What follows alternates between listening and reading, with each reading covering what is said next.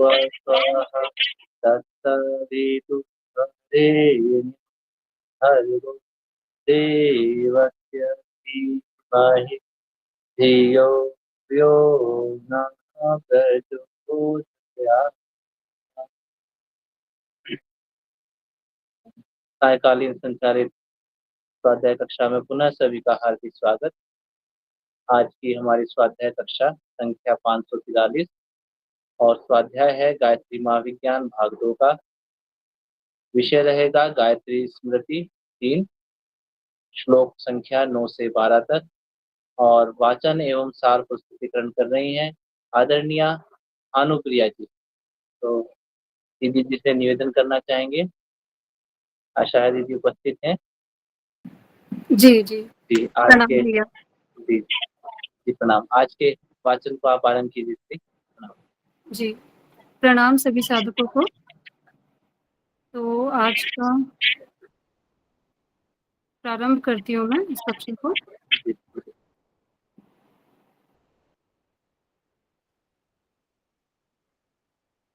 ये श्लोक नंबर 9 से 13 तक आज इसका मैं वाचन करने वाली हूँ।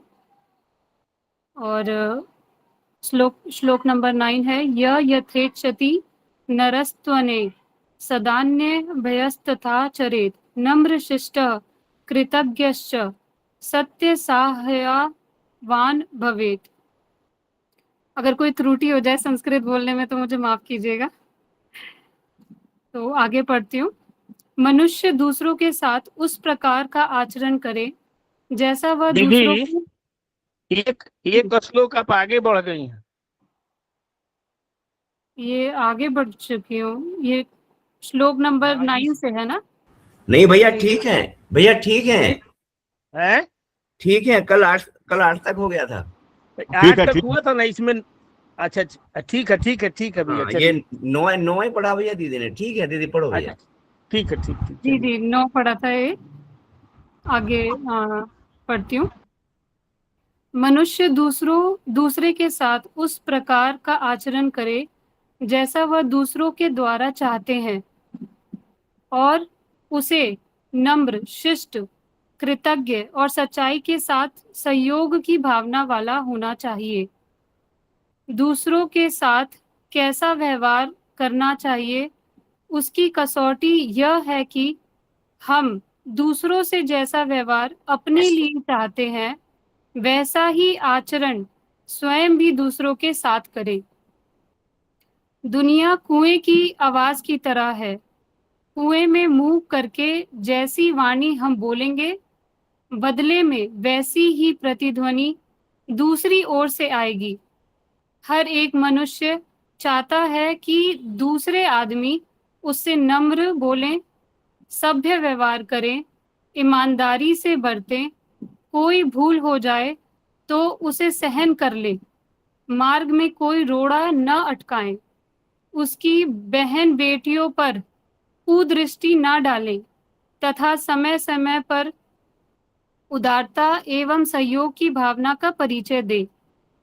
जब हम दूसरों से ऐसा व्यवहार चाहते हैं तो हमारे लिए भी यह उचित है कि वैसा ही व्यवहार दूसरों से करें। कारण यह है कि सदा ही क्रिया से प्रतिक्रिया उत्पन्न होती है। यदि हम बुराई करेंगे तो दूसरों के मन पर उसकी छाप पड़ेगी, प्रतिक्रिया होगी जो अपने लिए ही नहीं अन्यों के लिए भी अहितकारी होती है। यदि लोग अपने विचार और कार्यों में वैसे ही तत्व भर लें जैसे कि दूसरों में होने की आशा करते हैं तो संसार में सुख शांति की स्थापना हो सकती है। गायत्री का अक्षर य शास्त्रकारों की आत्मना प्रतिकूलानि परेशान न समाचरेत उक्ति का उद्घोष करता है। इसे क्रियात्मक रूप में लाना गायत्री शिक्षा की ओर एक महत्वपूर्ण कदम बढ़ाना है। तो जैसा श्लोक नंबर 9 में जो गुरुदेव हमें समझाना चाहते हैं, जो मैं समझ पाई हूँ, कि हम मनुष्य को हम एक्सपेक्ट करते हैं दूसरों से कि वो हमसे बहुत अच्छे से बात करे या व्यवहार करे हमसे, और ईमानदारी से बरते, या कोई भूल हो जाए तो उसको सहन कर ले। पर कई बार ऐसा होता है कि हम जब दूसरों से व्यवहार करते हैं तो हम ऐसे विचारों को अपने मन में नहीं रखते। हमें लगता है कि सामने वाला हमारे लिए अच्छा करे, सामने वाला हमारे लिए अच्छा सोचे। तो यहाँ पे गुरुदेव यही संदेश देते हैं कि गायत्री का अक्षर य हमें याद दिलाता है कि हमें वैसा ही व्यवहार करना चाहिए दूसरों से जैसा कि हम दूसरों से अपने लिए चाहते हैं। अब आगे श्लोक नंबर 10 में, भवोद्विना मनानैव हृदु द्वेगम परित्यज परित्यज कुरु सर्वास्वस्थासु शांतम संतुलितम मन। मानसिक उत्तेजना को छोड़ दो, सभी अवस्थाओं में मन को शांत और संतुलित रखो। शरीर में उष्णता की मात्रा अधिक बढ़ जाना ज्वर कहलाता है, और ज्वर अनेक दुष्परिणामों को पैदा कर सकता है। वैसे ही उद्वेग, आवेश, उत्तेजना, मद, आतुरता आदि लक्षण मानसिक ज्वर के हैं। आवेश का अंधड़ तूफान जिस समय मन में आता है, उस समय ज्ञान, विवेक सबका लोप हो जाता है, और उस सन्निपात से ग्रस्त व्यक्ति अंड बंड बातें बकता है, न करने लायक अस्त व्यस्त क्रियाएं करता है। यह स्थिति मानव जीवन में सर्वथा अवांछनीय है।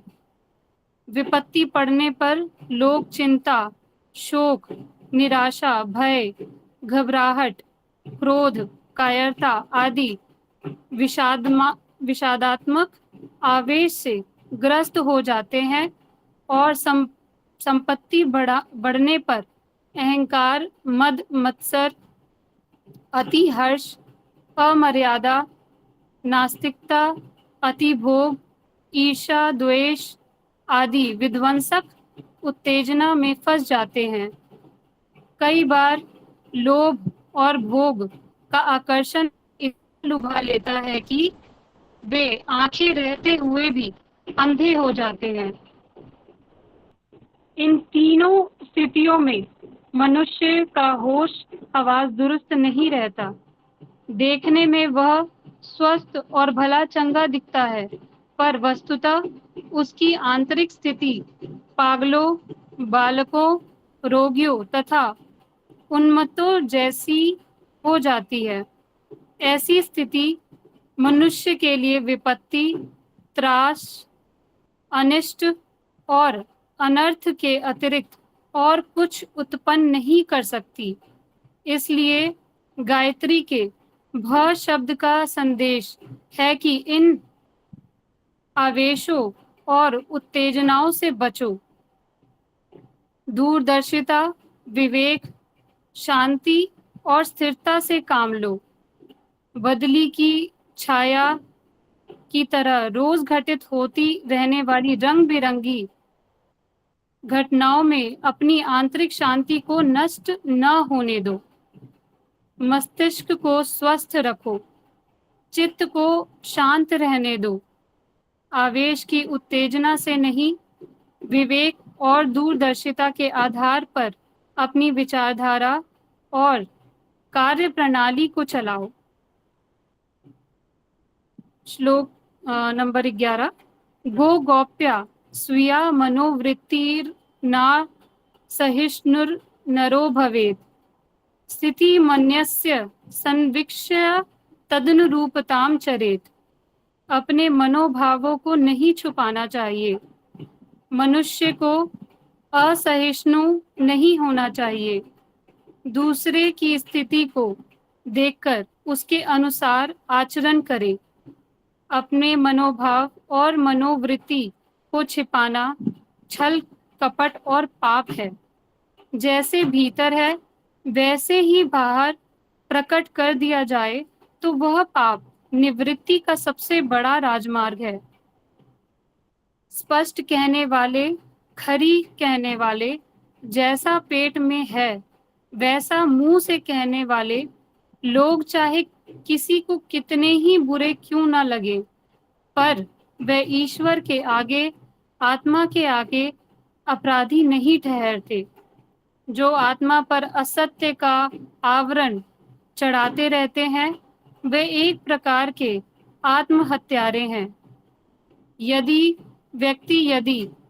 अधिक रहस्यवादी हो, अधिक आपराधिक कार्य करता हो, तो भी वह अपने कुछ ऐसे आत्मीय जन, विश्वासी जीव अवश्य रखना चाहता है जिनके आगे अपने सब रहस्य प्रकट करके मन हल्का कर लिया करे। ऐसे आत्मीय मित्र और गुरुजन हर मनुष्य को नियुक्त कर लेने चाहिए। प्रत्येक मनुष्य के दृष्टिकोण, विचार, अनुभव, अभ्यास, ज्ञान, स्वार्थ, रुचि एवं संस्कार भिन्न होते हैं, इसलिए सबका सोचना एक प्रकार का नहीं हो सकता। इस तथ्य को समझते हुए दूसरों के प्रति सहिष्णुता होनी चाहिए। अपने से किसी भी अंश में मतभेद रखने वाले को मूर्ख, अज्ञानी, दुराचारी या विरोधी मान लेना उचित नहीं है। ऐसी असहिष्णुता झगड़ों की जड़ है। एक दूसरे के दृष्टिकोण के अंतर को समझते हुए यथासंभव समझौते मार्ग निकालना चाहिए। फिर भी जो मतभेद रह जाए उसे पीछे धीरे धीरे सुलझाते रहने के लिए छोड़ देना चाहिए। संसार में सभी प्रकृति के मनुष्य हैं। मूर्ख, विद्वान, रोगी, स्वस्थ, पापी, पुण्यात्मा, पाखंडी, कायर, वीर, कटुवादी, नम्र, चोर, ईमानदार, निंदनीय, आदरास्पद, स्वधर्मी, विधर्मी, दयापात्र, दंडनीय, शुष्क, सरस, भोगी, त्यागी आदि परस्पर विरोधी स्थितियों के मनुष्य भरे पड़े हैं। उनकी स्थिति के आधार पर ही उनके लिए शक्य सलाह दे। सबसे एक समान व्यवहार नहीं हो सकता और न सब एक मार्ग पर चल सकते हैं। यह सब बातें गो अक्षर हमें सिखाता है। श्लोक नंबर 12। दे दयानी स्ववशे पुंसा स्वनेन्द्रियाण्यखिलानि वै असन्यतानि खादन्तीन्द्रियाण्यतानि स्वामिनम्। मनुष्य को अपनी संपूर्ण इंद्रियां अपने वश में करनी चाहिए। ये असंयत इंद्रियां स्वामी को खा जाती हैं। इंद्रियां आत्मा के औजार हैं, घोड़े हैं, सेवक हैं। परमात्मा ने इन्हें इसलिए प्रदान किया है कि इनकी सहायता से आत्मा की आवश्यकता पूरी हो और सुख मिले। सभी इंद्रियां बड़ी उपयोगी हैं। सभी का काम जीव को उत्कर्ष एवं आनंद प्रदान करना है। यदि उनका सदुपयोग हो तो क्षण क्षण पर मानव जीवन का मधुर रस चखता हुआ प्राणी अपने भाग्य को सराहता रहेगा। किसी इंद्रिय का भोग पाप नहीं है। सच तो यह है कि अंतःकरण को, विविध क्षुधाओं को, तृष्णाओं को तृप्त करने की इंद्रियां एक माध्यम है। जैसे पेट की भूख प्यास को ना बुझाने से शरीर का संतुलन बिगड़ जाता है, वैसे ही सूक्ष्म शरीर की क्षुधाएं उचित रीति से तृप्त न की जाती रहे तो आंतरिक क्षेत्र को का संतुलन बिगड़ जाता है और अनेक मानसिक रोग उठ खड़े होते हैं। इंद्रिय भोगों की जगह जगह निंदा की जाती है और वासनाओं को दमन करने का उपदेश दिया जाता है। उसका वास्तविक तात्पर्य यह है कि अनियंत्रित इंद्रियां स्वाभाविक एवं आवश्यक मर्यादा का उल्लंघन करके इतनी स्वेच्छाचारी एवं चटोरी हो जाती हैं कि वे स्वास्थ्य और धर्म के लिए संकट उत्पन्न करके भी मनमानी करती हैं। आजकल अधिकांश मनुष्य इसी प्रकार के इंद्रिय गुलाम हैं, अपनी वासना पर काबू नहीं रख सकते। बेकाबू हुई वासना अपने स्वामी को खा जाती है। गायत्री का दे अक्षर आत्मनियंत्रण का उपदेश देता है। इंद्रियों पर हमारा काबू हो, वे अपनी मनमानी करके हमें जब चाहे जिधर को घसीट ना सके, बल्कि हम जब आवश्यकता अनुभव करें तब उचित आंतरिक भूख बुझाने के लिए उनका उपयोग कर सके। यही निग्रह है। निगृहित इंद्रियों से बढ़कर मनुष्य का सच्चा मित्र तथा अनियंत्रित इंद्रियों से बढ़कर बड़ा शत्रु और कोई नहीं है। तो ये श्लोक नंबर 12 हो गया। और इसमें जो मैं समझ पाई हूँ वो मैं बताना चाहती हूँ। पहले श्लोक नंबर 9 से जैसे कि मैं समझ पाई हूँ कि जैसे मनुष्य यहाँ पे जैसे गुरुदेव कहते हैं कि मनुष्य दूसरों के साथ उस प्रकार का आचरण करे जैसा वह दूसरों से चाहता है और उसे नम्र शिष्ट कृतज्ञ और सच्चाई के साथ सहयोग की भावना वाला होना चाहिए। तो कई बार मैं इसको मतलब अपने उदाहरण से भी समझती हूँ कि हमारे जैसे बड़े हमारे घर में होते हैं तो वो हमें हमेशा बोलते हैं कि आप दूसरों के साथ अच्छे रहें। आपके साथ कोई कैसा व्यवहार कर रहा है उस पर आप ज़्यादा ध्यान ना दें और आपका व्यवहार उनके साथ अच्छा होना चाहिए, सही होना चाहिए। तो ये इसलिए और वो इसके साथ ये भी कहते हैं क्योंकि कई बार ऐसा होता है कि जो जिससे हम अच्छा व्यवहार कर रहे हैं हो सकता है वो हमारे से अच्छा व्यवहार ना करे, फिर भी हम बिना ये आशा किए उससे अच्छा व्यवहार करते हैं क्योंकि कहीं ना कहीं इसकी प्रतिक्रिया होती है। मतलब आप जैसा व्यवहार दूसरों से करते हैं आपको वैसा ही व्यवहार उनसे भी मिलता है। और ये मतलब इस में जहाँ पे गुरुदेव कहते हैं कि ये कि सदा ही क्रिया से प्रतिक्रिया उत्पन्न होती है। तो वो व्यक्ति जिस व्यक्ति की आप मदद कर रहे हैं या उसके साथ अच्छा कर रहे हैं वो व्यक्ति भले आपके साथ कुछ अच्छा ना करे पर आपके साथ अच्छा होगा किसी और व्यक्ति के द्वारा या किसी और कारण से। तो ऐसा मैं समझती हूँ श्लोक नंबर 9 से। और 10 श्लोक नंबर 10 में गुरुदेव कहते हैं कि मानसिक उत्तेजना को छोड़ दो, सभी अवस्थाओं में मन को शांत और संतुलित रखो। जो कि हम देखते हैं कि कई बार लोग अपना मानसिक संतुलन खो देते हैं अगर कोई चिंता से वो घिर जाते हैं, शोक निराशा या भय या घबराहट होती है तो वो बहुत से नेगेटिव विचार अपने अंदर लाते हैं। और इसका कारण मुझे कहीं ना कहीं ऐसा लगता है कि ये हमारा इमोशनल सप्रेशन भी होता है। एक तो नेगेटिव सप्रेशन, हम किसी के लिए बुरा सोचते हैं और बुरा सोचते ही मगर हम व्यवहार में नहीं लाते, उसको अपने अंदर ही दबा लेते हैं। तो कहीं ना कहीं वो नेगेटिव विचार हमारे किसी ना किसी दिन बाहर निकल आते हैं आवेश के द्वारा। मतलब उत्तेजना हमारे अंदर दिखती है उस समय पर।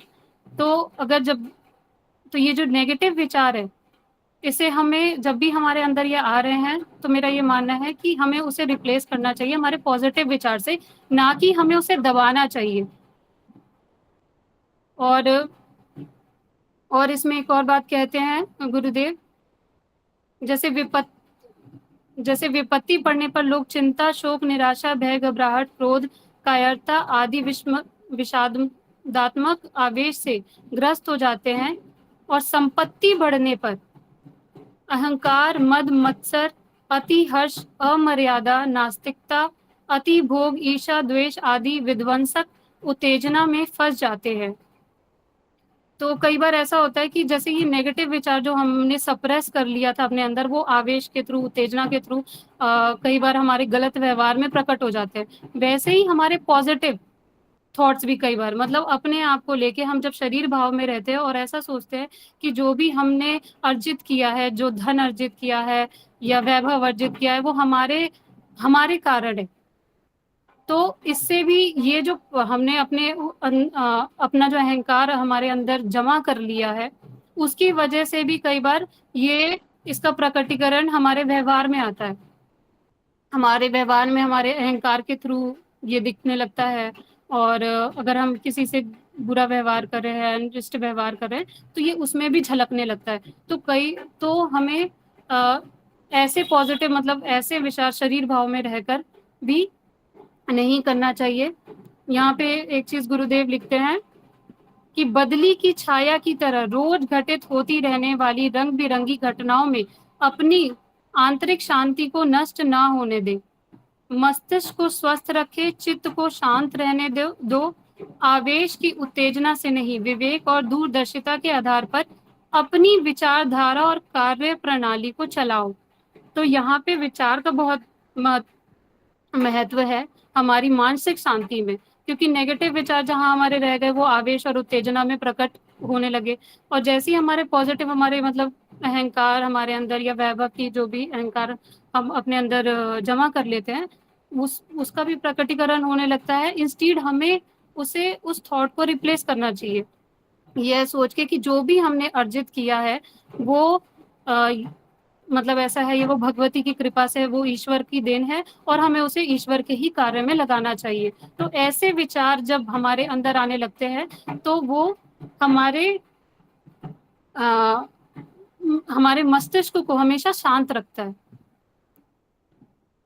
और श्लोक नंबर 11 से गुरुदेव हमें बता रहे हैं कि अपने मनोभाव को नहीं छिपाना चाहिए, मनुष्य को असहिष्णु नहीं होना चाहिए, दूसरों की स्थिति को देखकर उसके अनुसार आचरण करें। मतलब यहाँ पे है टॉलरेंस की बात है कि हम कई बार होता है कि हम अपने मनोभाव, जो भी हमारे मनोभाव होते हैं, उसको हम अपने अंदर ही छिपा लेते हैं। तो वो जो छिपा लेते हैं हम, कहीं ना कहीं वो हमारे अंदर उसकी परतें जमा होती जाती है और हमारे संस्कार बनने लगते हैं। तो ऐसी चीजों से बचना चाहिए हमें, और जो हमारे मन में है उसे हमें व्यक्त करना चाहिए। या तो हम अपने साथ ही, मतलब यहाँ पे जैसे गुरुदेव कहते हैं कि विश्वसीय जीव अवश्य रखना चाहिए, जिनके आगे सब रहस्य प्रकट मन हल्का कर लिया करे। ऐसे आत्मीय मित्र और गुरुजन हर मनुष्य को नियुक्त कर लेने चाहिए।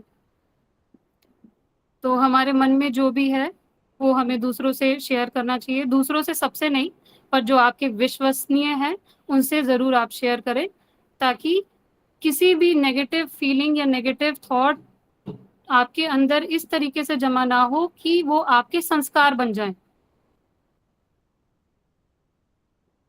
और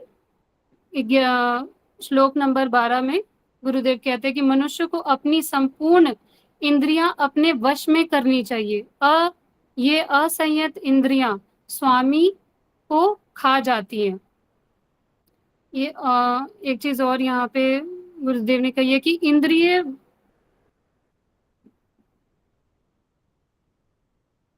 इंद्रिय भोगों की जगह जगह निंदा की जाती है और वासनाओं को दमन करने का उपदेश दिया जाता है।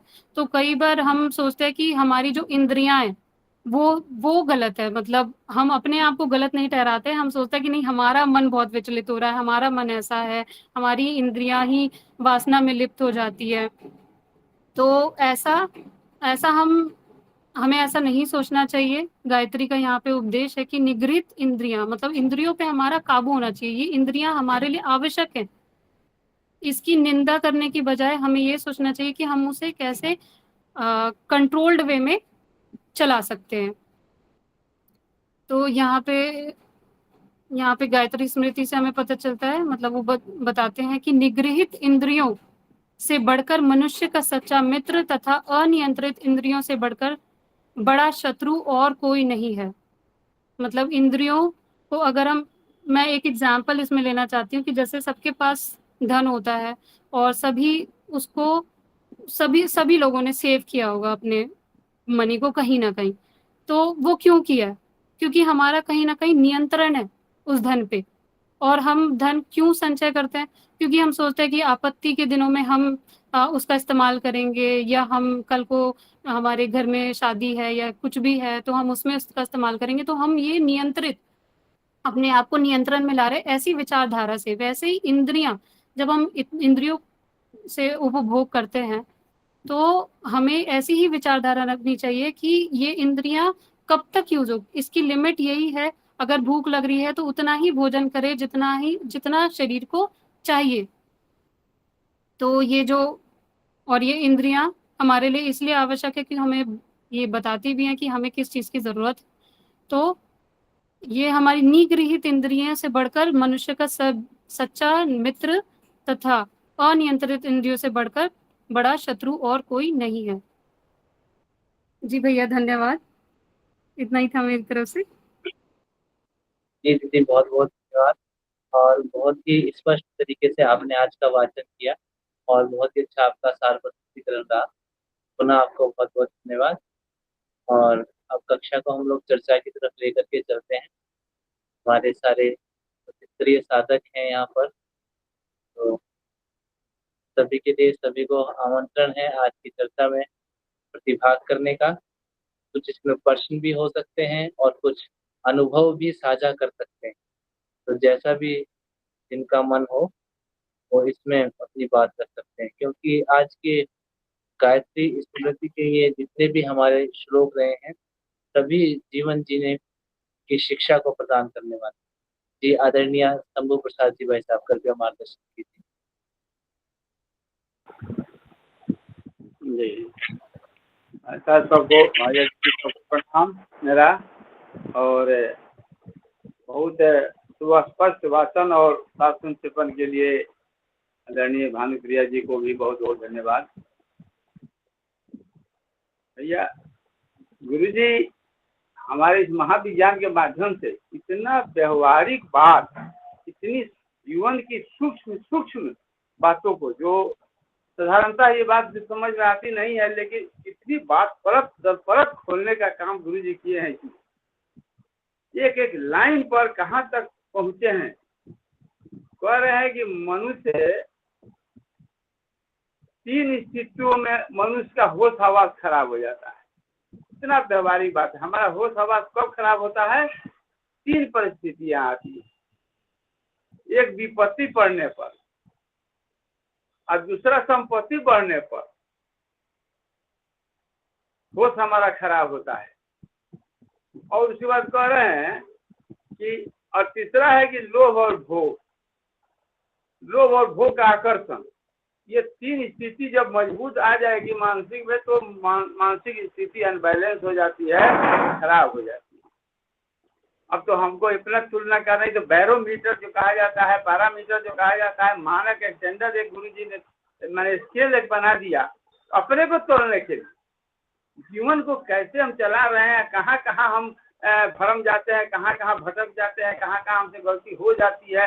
ये तो एकदम समझिए कि गुरु जी का ये चैप्टर जो है इतना स्पष्ट बता रहा है कि कह रहे हैं कि विपत्ति पड़ने पर, साधारण माने इतना व्यवहारिक बात, चिंता, व्यवहारिक विपत्ति होने पर क्या होती है? चिंता, शोक, निराशा, भय, घबराहट, क्रोध, कायरता और विषादात्मक आवेश से ग्रस्त हो जाते हैं विपत्ति आने पर। संपत्ति बढ़ने पर ये कितना साफ साफ वर्गीकरण किए हैं गुरु जी। संपत्ति बढ़ने पर अहंकार, मद, मत्सर, अति हर्ष, अमर्यादा, नास्तिकता, अति भोग, ईर्ष्या, द्वेष आदि विध्वंसक उत्तेजना में फंस जाते हैं। तो समझिए कि अब इससे अब हमें सचेत होना है। गुरु जी हमें सचेत कर रहे हैं। विपत्ति आती है तो ऐसे ऐसे लक्षण होंगे, लेकिन इसमें बर्दाश्त करने की जरूरत है, सहने की जरूरत है, सहन शक्ति बनानी होगी, सहिष्णुता रखनी पड़ेगी, धैर्य रखना पड़ेगा। इसके आगे बता भी रहे हैं इसे कैसे बचना है। और लोभ मोह का आकर्षण ही इतना लुभा देता है कि वे आंख रहते हुए अंधे हो जाते हैं। नहीं कहता है लो ये अंधा है, कहाँ काम कर रहा है, तो अंधे की तरह काम कर रहा है। बिल्कुल व्यवहारिक, इतना बहुत खुशी मैंने देख कर पढ़कर इतनी आनंद में आ रही है कि गुरु जी हमारे कितने महान और कितने इसे के हर बिंदु पर लिखे हैं। और तब संदेश दे रहा है यह शब्द, भाव शब्द, कि दो बात बताया गया स्पष्ट रूप से, आवेशों और उत्तेजनाओं से बचो। शॉर्टकट में आवेशों और उत्तेजनाओं से बचो, मस्तिष्क को हमेशा स्वस्थ रखो। बहुत सुंदर ये 10वां श्लोक का जो मैटर है, 11वां में कह रहे हैं, ये भी कितना सुंदर बात है कि अंदर कुछ रखवे मत करो, जो अंदर है सो बाहर होना चाहिए। बहुत लोग कहते हैं कि अंदर पेट में कुछ है, मुंह में कुछ, मुंह में राम बगल में छुरी जो कहते हैं अंदर। तो ये कह रहे हैं, साफ साफ कह रहे हैं गुरु जी कि अपने मनोभाव और मनोवृत्ति को छिपाना छल कपट पाप है। हम लोग चौथा पांचवा पढ़ते थे प्राइमरी स्कूल में, तो दीवार पर लिखा हुआ पढ़े हैं, आज तक हमको याद है, झूठ बोलना पाप है। वो बात इतने दिमाग पर बैठा हुआ है कि कहीं झूठ बोलना पड़ गया, एक तो मोबाइल से झूठ हो जाता है, कहीं कोई आवश्यकता अचानक अनावश्यक भी झूठ बोला जाता है, तो समीक्षा के दौरान सोचते हैं कि हमारा फलना जगह झूठ बोल दिए, तो झूठ बोलना पाप है। तो उसी तरह कह रहे हैं कि अपने अंदर की बात को में छल कपट करके कोई बात करना पाप है। पाप का भय हमें हो तो हम नहीं करेंगे। ये जैसा भीतर वैसा ही बाहर प्रकट कर दिया जाए तो वह पाप निवृत्ति का सबसे बड़ा राजमार्ग है। देखिए, जो अंदर बात है वही अगर स्पष्ट कर दिया जाए, छल कपट न किया जाए, तो पाप निवृत्ति का राजमार्ग है, हाईवे है। बहुत सुंदर, बहुत सुंदर। ठीक है भैया, बात तो और बहुत ज्यादा है। और इंद्रिया कह रहे हैं कि आत्मा के औजार है, घोड़े हैं, सेवक हैं। कितना सुंदर बात है। आत्मा अंदर है, उसका औजार है इंद्रिया। हम लोग इंद्रिय के बस में हो जाते हैं, इंद्रिय के बस में हो जाते हैं, आत्मा की बात नहीं सुनते हैं। इससे हमें परेशानी बढ़ती है। इंद्रिय का भोग पाप नहीं है, ये भी कह रहे हैं। इंद्रिय का भोग पाप नहीं है। सच तो यह है कि अंतःकरण को, विविध क्षुधाओं को, तृष्णाओं को तृप्त करने की इंद्रियां एक माध्यम है। हम लोग इंद्रियों को ही के बस में आकर गलती कर बैठते हैं। तो बहुत इतना उपदेश दे रहे हैं गुरु जी, बेकाबू हुई वासना अपने स्वामी को खा जाती है। कितना साफ साफ बात लिखा हुआ है, ये इतना साफ चित्रण किए हैं गुरु जी। ठीक है भैया, तो मैं अपनी वाणी को विराम देता हूँ। धन्यवाद जी आदरणीय जी, बहुत बहुत धन्यवाद। और बहुत अच्छा इसमें आपने इसको प्रकाश डालने का कार्य इस पे किया आपने। और इसमें एक और बड़ी सुंदर बात थी कि जो तीनों स्थितियों में मनुष्य का होश हवास दुरुस्त नहीं रहता। देखने में तो वह स्वस्थ और भला चंगा दिखता है, बाहर से देखने में तो अच्छा दिखता है, पर उसकी आंतरिक स्थिति पागलों, बालकों, रोगियों तथा उन्मत्तों जैसी हो जाती है उस समय के लिए, जिस समय पे ये अज्ञान का आवेश जो है जब सर पे चढ़ता है, तो उस समय के लिए ऐसा हो जाता है। एक बार जिला कारागार में मुझे योग क्लास संचालित करने का अवसर मिला, तो वहां पर फिर धीरे धीरे जब प्रतिदिन ही जाता था 1 महीने तक, तो उनसे बातचीत बढ़ने लगी। तो मैंने उन्हें उनसे जानने की कोशिश की कि मैंने आपने ऐसा अपराध क्यों किया जो ऐसी स्थिति बनी। कह रहे कि बस वो एक आवेश था कि ऐसा हो गया, और अब जो है बस पता नहीं क्या हो गया। अब ऐसा लगता है अपने आप को कि हम मतलब इतने मूर्ख हम कैसे हो गए जो ऐसा कर दिया। और बल्कि एक तो बैंक के मैनेजर भी थे जिनसे भी कुछ ऐसा अपराध बन पड़ा था। तो ये है कि उस समय स्वस्थ ऊपर से देखने में तो शरीर बहुत अच्छा रहेगा, लेकिन अंदर से उसके अंदर पे क्या क्रोध जगा हुआ है, अहंकार जगा हुआ है, वो उसकी क्रियाओं में दिखाई देता है। और जब अविवेक के कारण जब वो लोभ और मोह को प्राप्त करने का प्रयास करता है, तो उसका परिणाम बहुत ही घातक होता है। तो ये सब देखते, सुनते, समझते तो बन पड़ता है, लेकिन उस आदर्शों पे चलने के लिए जिस आवश्यक ऊर्जा की आवश्यकता है, वो जुटाने के लिए कठिन प्रयास करना पड़ेगा, और उसी के लिए हम सब यहाँ उपस्थित हैं। आइए चर्चा को आगे बढ़ाते हैं। आदरणीय भाई साहब पुरुषोत्तम जी को निवेदन करना चाहेंगे। भाई साहब मार्गदर्शन करें आप। जी जी भैया प्रणाम। जी प्रणाम भैया। सभी साधकों को प्रणाम। भानुप्रिया भगिनी को बहुत बहुत साधुवाद, बहुत सुंदर उन्होंने एक्सप्लेन किया। ये गो शब्द थोड़ा सा अच्छा लगा मेरे को, क्योंकि ये जैसे है अपने मिशन के लोगों के काम की चीज़ है इसमें, कि भी अपने मनोभावों को एक तो छिपाना नहीं चाहिए, और कुछ है छल कपट तो वो किसी के सामने प्रकट कर देना चाहिए। ये हर बात गुरुजी पहले से कहते रहे, और जब गुरुजी दीक्षा दिलाते थे तब भी, और जब गुरु पूर्णिमा जब भी आती थी तो भी एक पर्ची लिख करके दे दो, आप किसी से कहते नहीं बन रहा है तो अपनी बुराई को कह करके या लिख करके देखने की जो परंपरा गुरुजी ने बनाई वो बहुत बड़ी सुंदर है। क्योंकि वैसे तो हम अगर अपनी बुराई को किसी दूसरे अन्य लोगों के सामने अगर कहते हैं तो वो फिर उसका मजाक बनाते हैं, लेकिन गुरु के सामने या अपने इष्ट के सामने प्रकट करने से मन हल्का हो जाता है। ये गो शब्द के व्याख्या में लिखा है गुरुजी ने। फिर आगे गुरुजी जो इस दृष्टिकोण के बारे में लिखते हैं कि मनुष्य का दृष्टिकोण जो है, विचार, अनुभव, अभ्यास, ज्ञान, रुचि, ये सब अलग अलग होते हैं। क्योंकि हमारे काम की चीज इसलिए है कि हम लोग इसे सोचते हैं ना कि भी हम लोग अखंड ज्योति बांटने जाते हैं, पढ़ता नहीं है कोई, या हम लोग यज्ञ के लिए बुलाने जाते हैं तो आता नहीं है कोई। ये चीजें होती है। नए लोग जुड़ते जाते हैं, पुराने लोग कटते जाते हैं, ऐसा ऐसा बार बार होता ही है मन में। और तो ये इसमें गुरुजी ने जो लिखा है आगे कि संसार में जो प्रकृति है मनुष्य की, तो लगभग इसमें 23 प्रकार की जो प्रकृति लिखी गुरुजी ने, जो मूर्ख है, विद्वान है, रोगी है, स्वस्थ है, पापी, पुण्यात्मा, पाखंडी, कायर, ऐसा करके लगभग ये 24 प्रकृति गुरुजी ने जो लिखी है। वाकई ये प्रकृति होने की वजह से ही मनुष्य हम जो चाहे वो नहीं करता, वो अपनी मर्जी से काम करता है। अब हमको हर हाथ को काम देना, ये चिंतन और ये प्रतिभा हमारे अंदर होना चाहिए कि जिस प्रकृति का मनुष्य हमारे पास आ रहा है या हम जिसको जोड़ पा रहे हैं, वो उसकी प्रकृति क्या है, उस प्रकृति को देख करके अगर हम उसको काम देते हैं तो ये जो गो शब्द है, ये गो अक्षर है, ये सार्थक हो जाता है। क्योंकि हम बस उसकी प्रकृति को समझ नहीं पाते असल में। तो हम लोग योग की क्लास लाते तो योग के लोग अलग आते हैं, या यज्ञ करते हैं तो यज्ञ के वाले लोग अलग आते हैं, स्वाध्याय की कक्षा चलती तो स्वाध्याय वाले अलग आते हैं, उनको वो बाकी किसी में रुचि नहीं रहती, वो उनको यज्ञ से कोई लेना देना नहीं। जो यज्ञ वाले आते हैं फिर उनको योग से कोई लेना देना नहीं। तो ऐसी जो प्रकृति है उन सबको लेकर के हम सहिष्णुता जो है हमारी वो बढ़ना चाहिए, क्योंकि हम लोग विचलित हो जाते हैं इतने। तो इसलिए गुरुजी ने लिखा है कि भाई मनुष्य को असहिष्णु नहीं होना चाहिए। खास करके जो कार्यकर्ता हैं या जो हम मिशन के काम कर रहे हैं, उनको तो बहुत ही सहनशील और सहिष्णु होना ही चाहिए।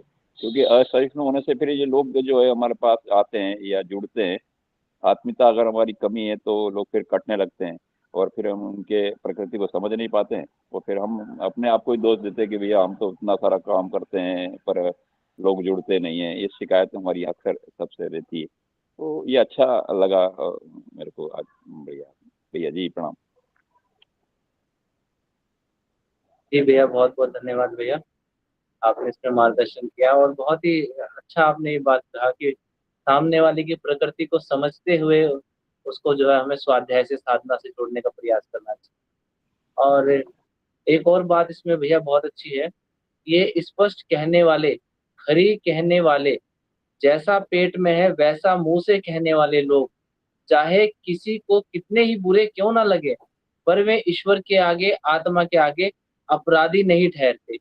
लेकिन ये लाइन थोड़ा बहुत गहरी है, इसमें मेरा थोड़ा सा ये विचार इसमें ये है कि ठीक है, खरी बात तो हमें कहनी है, सत्य को जो है कहना है हमें, और स्पष्ट भी कहना है, लेकिन कहने का हमारे शब्दों का क्या चयन होना चाहिए, किस लय के साथ हम कह रहे हैं, है ना। ऐसा तो नहीं कहीं सामने वाले का अपमान हो जाए, उसे ऐसा लगे कि मुझे समझा रहे हैं कि अपमानित कर रहे हैं। तो खरी कहना तो अच्छी बात है। कई बार लोग कहते हैं भाई मेरी तो आदत है सच बोलने की, मैं तो साफ साफ मुंह पे कह देता हूँ। लेकिन ऐसे लोगों से फिर कुछ लोग जो है कटने लगते हैं कि ठीक है आप सत्य बात कह रहे हो, लेकिन उसका कहने का क्या तरीका हो, किन शब्दों का चयन हो, ये भी बात इसमें ध्यान रखी जानी चाहिए ना। जी भैया बिल्कुल। देश काल परिस्थिति भी इसके साथ में शब्दों के चयन के साथ निर्भर करती है कि हम किस परिस्थिति में किस अवस्था में होते हैं, तो ये भी चीज ध्यान रखने के लायक है। जी और ये तो बात भैया है कि दूसरे को सहन कर लेना, दूसरे की बातों को सहन कर लेना और मौन होके उसको जो है प्रति उत्तर बड़ी शालीनता के साथ, बड़ी प्रेम के साथ सन्मान का दिखाना, ये एक बहुत ही अच्छा गुण है और उच्च स्तर के साधक इसी गुण के कारण कहलाते हैं। और ठीक है, चर्चा में बहुत अच्छा रहा भैया आपका प्रतिभाग। आइए हम लोग चर्चा को आगे बढ़ाते हैं और प्रिया दीदी का हैंड रेज है, उनसे निवेदन करते हैं दीदी आप भी थोड़ा मार्गदर्शन करें आज के विषय पर। जी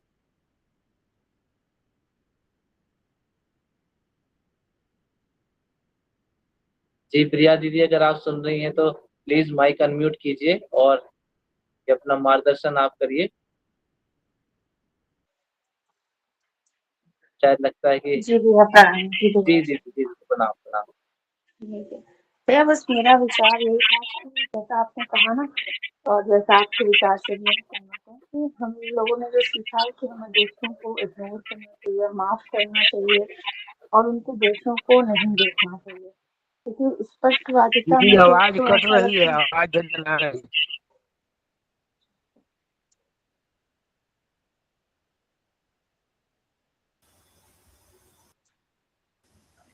दीदी अब आप अपनी बात जी रखिए। भैया।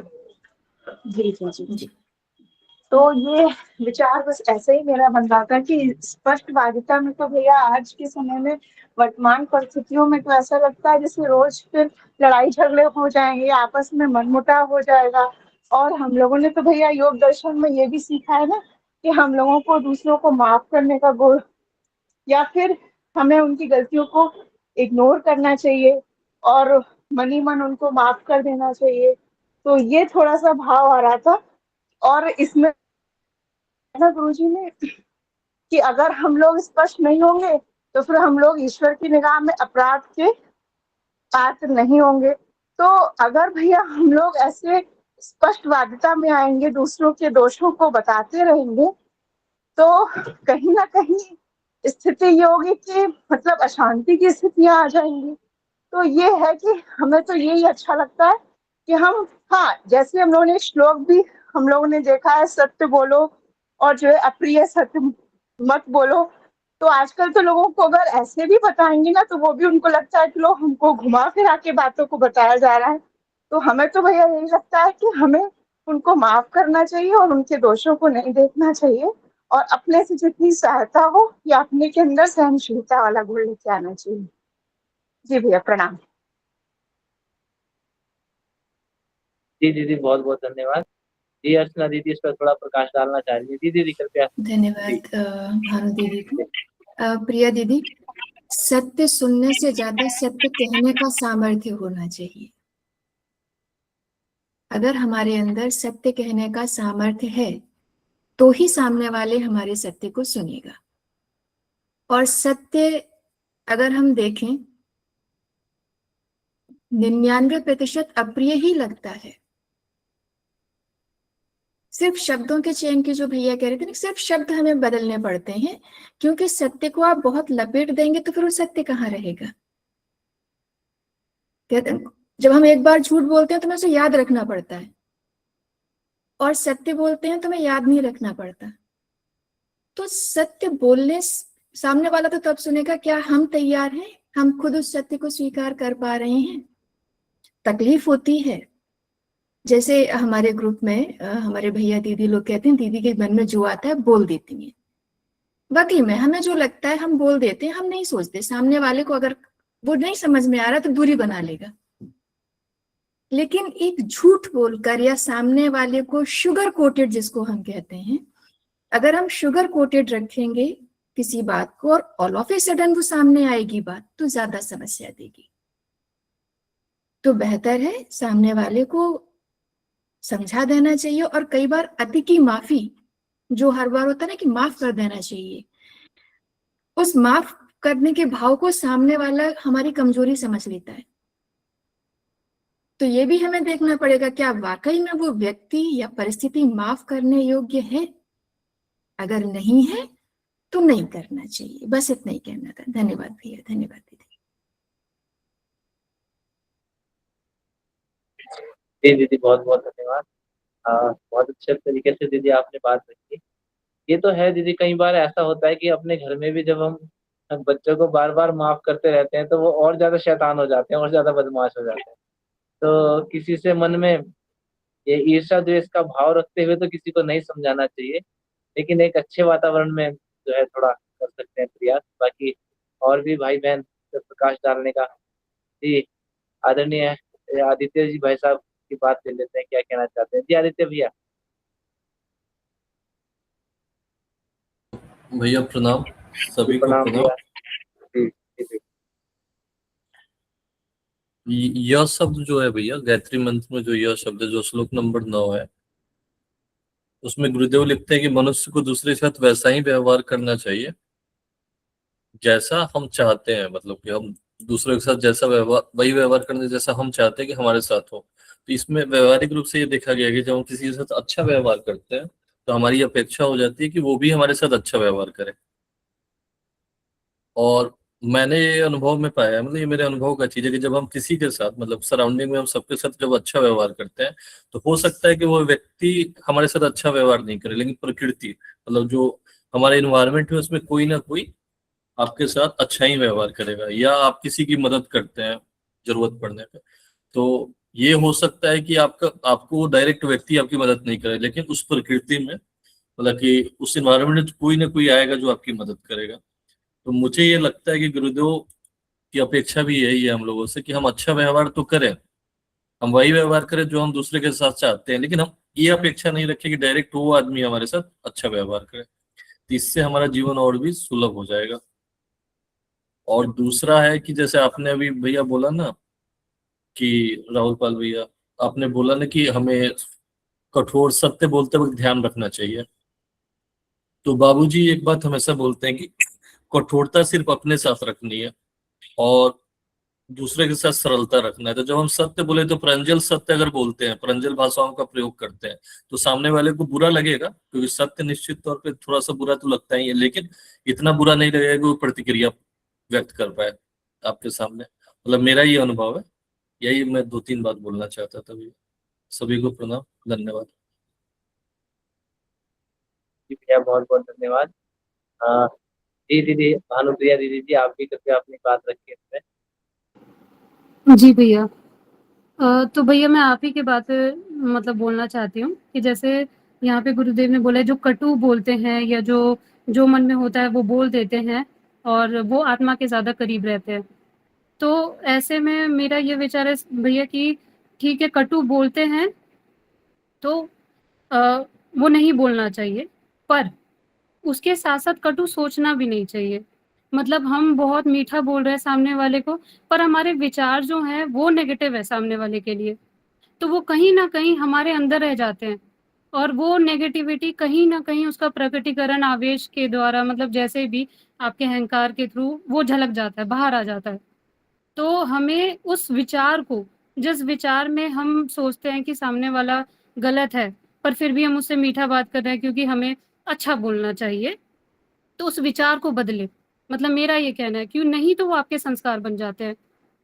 उस विचार को इस बात से बदले कि वो सामने वाला जिस भी बात पे गलत है, तो वो कहीं न कहीं तो सही है। मतलब क्या कहीं अगर वो अच्छा नहीं है तो कहीं तो अच्छा है। तो ऐसे विचारों को बदलने से आपके शब्द भी उसके लिए बदल जाते हैं। तो यही कहना चाहती हूँ भैया मैं।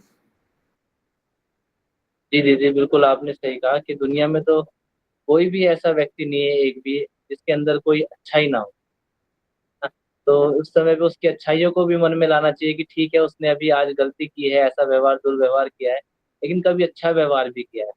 तो सत्य बोलने का एक तो उद्देश्य हमारा स्पष्ट हो कि हमारा उद्देश्य है कि सामने वाले में सुधार की संभावनाएं बने। तो लेकिन अगर हमने सत्य को खरी के ये गुरुदेव जैसे इसमें लिखते हैं कि खरा और स्पष्ट तरीके से बोलना चाहिए।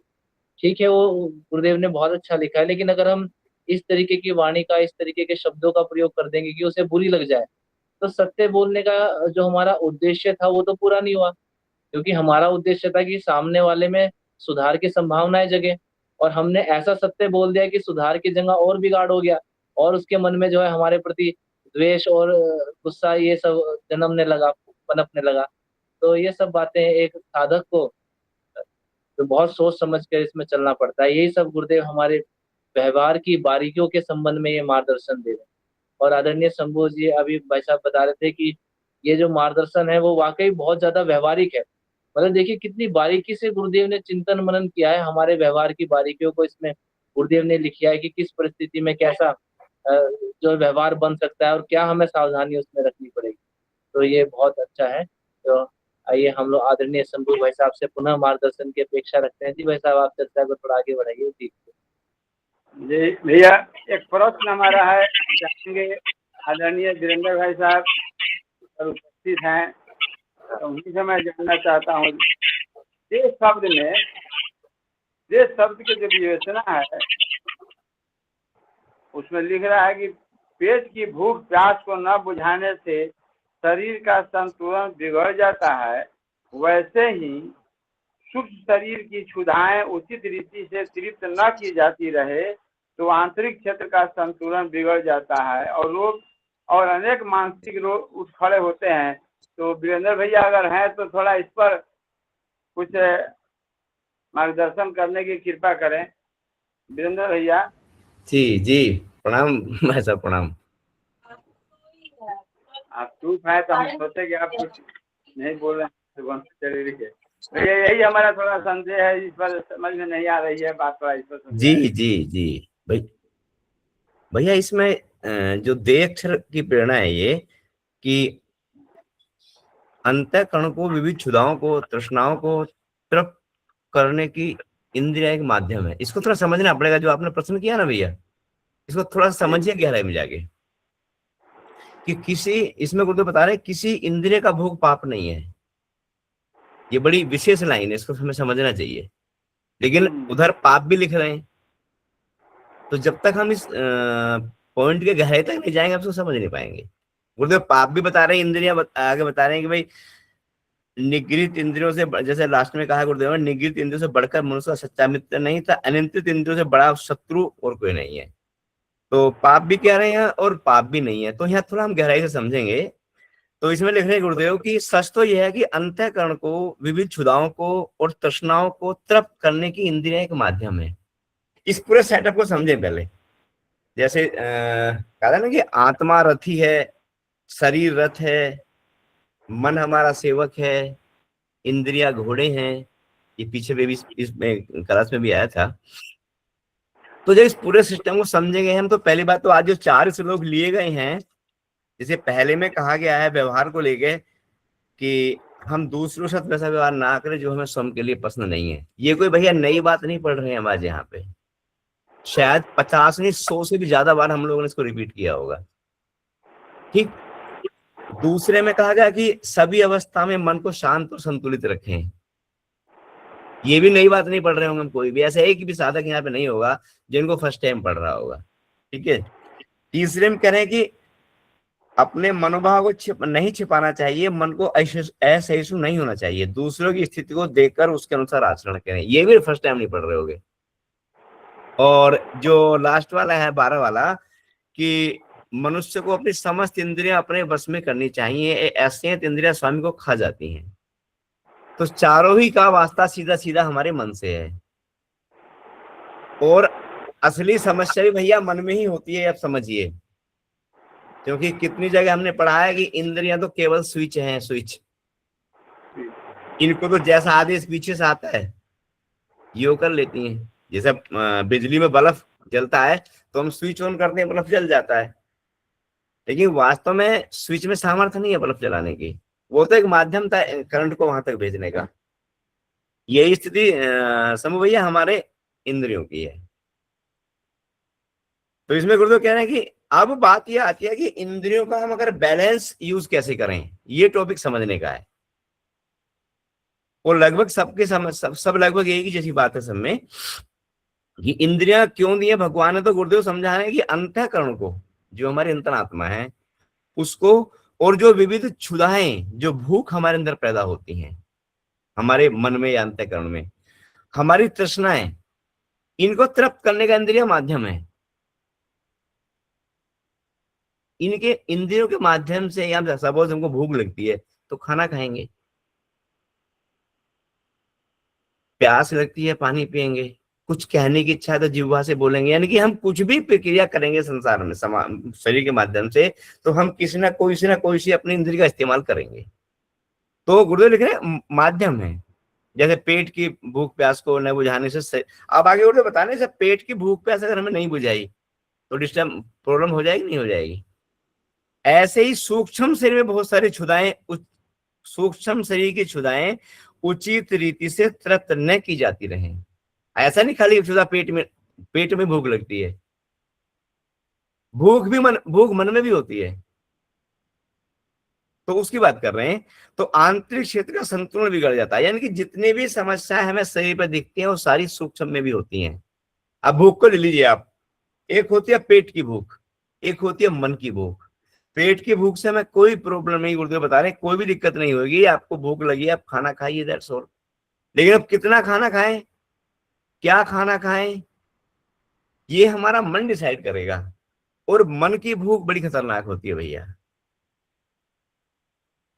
हम आप देखिए ब्याह शादी में जाते हैं, ओवरडोज खा लेते हैं, क्या हमको पता नहीं है?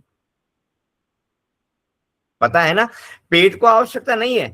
आप ये जानते हैं कि जिस तरह का खाना हम आजकल की ब्याह शादी में खाते हैं वो हमको 100% नुकसान करेगा, सब जानते हैं, लेकिन फिर भी खाते हैं, प्लस ओवरडोज खाते हैं, प्लस वो चीज भी खाते हैं जिनकी जानकारी हमको है कि इनको हमें नहीं खाना चाहिए। तो ये कौन खिला रहा है फिर हमको? पेट तो भैया नहीं कह रहा, पेट ने तो इतनी सी बात रखी है कि भाई मुझे एनर्जी की आवश्यकता है, मुझे कुछ खाना चाहिए, इतनी सी भूख पेट की है। लेकिन जो मन की भूख है वो बड़ी खतरनाक होती है। हम हमारा पेट भर गया फिर भी 2 आइसक्रीम खा लेंगे। तो ये इसमें, तो ये जो सूक्ष्म शरीर की भूख है, जो सूक्ष्म शरीर की जो भूख होती है भैया,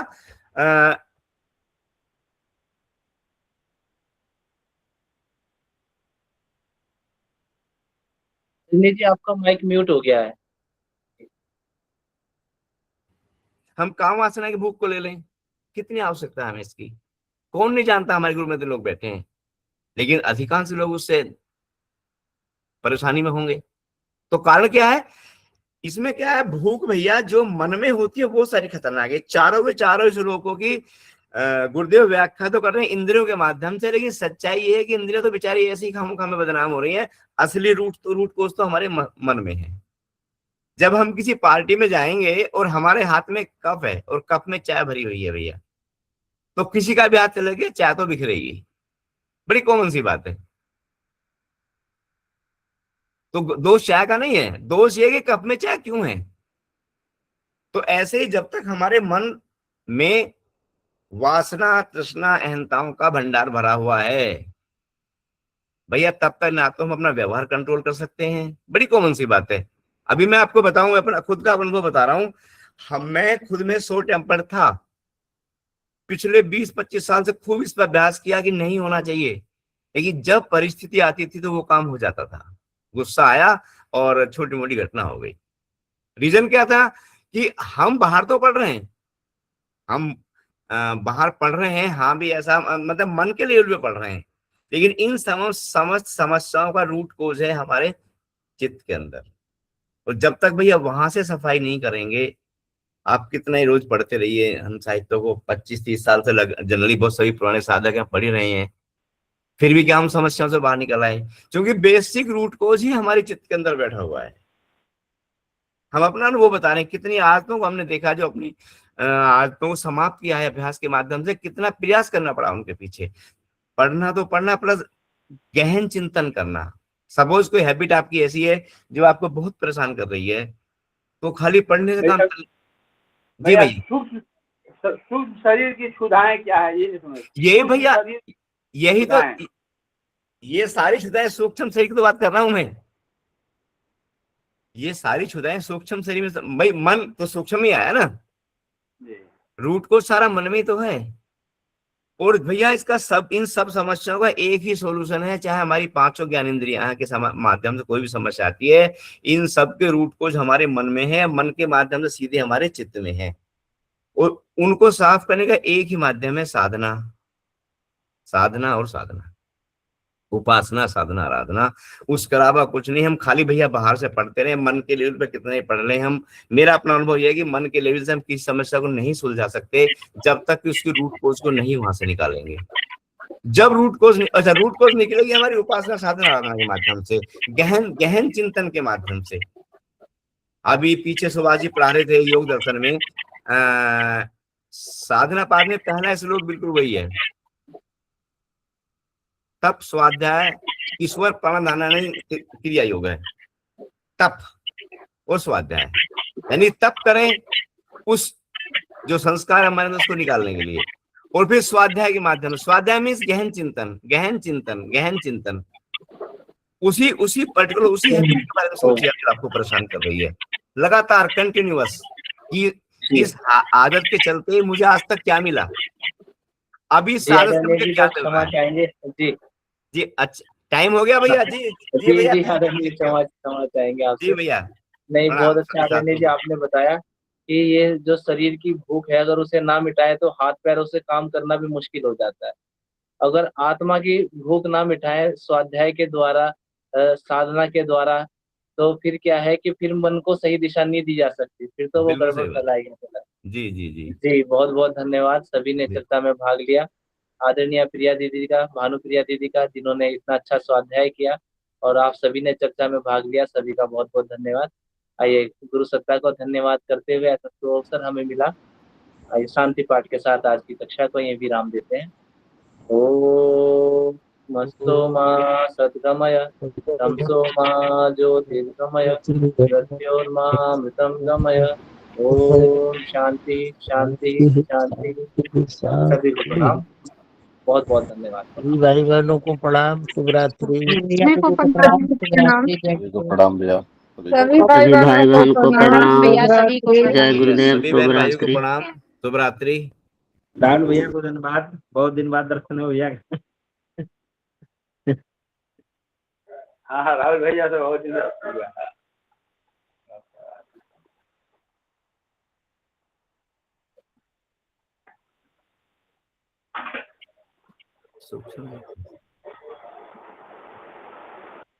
सभी को प्रणाम, धन्यवाद। प्रणाम दीदी। प्रणाम भैया, प्रणाम।